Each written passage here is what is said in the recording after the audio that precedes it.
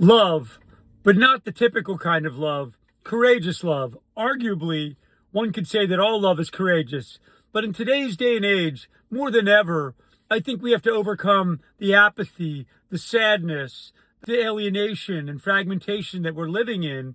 This is a difficult time. So many of us feel like we're not receiving the love that we would like. And I think it's even more important when we're struggling to give it. I know that some people would say that to love with no expectation of reciprocation is self-deprecation, or in some way it's not self-love. And I would disagree adamantly.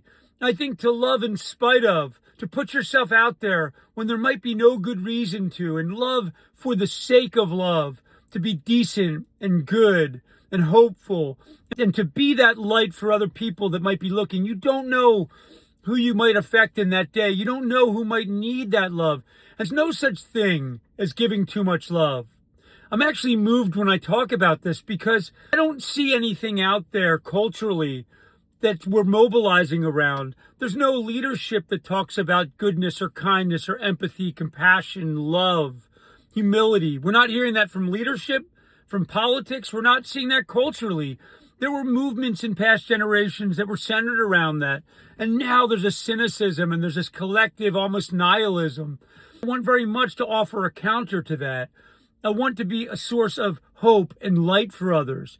If you're struggling with meaning in your life and purpose, and you'd like a little more connection, you'd like to feel a little more peace in the world you live in, then a great place to start is love. Extend a hand to others. Show understanding.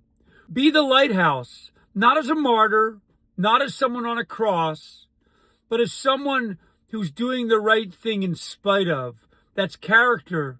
And that's something so much that we need in this world. I so desire to be that person. That's what, if it matters to you, matters to me is. And its core, it literally is a lighthouse, hopefully, for other people.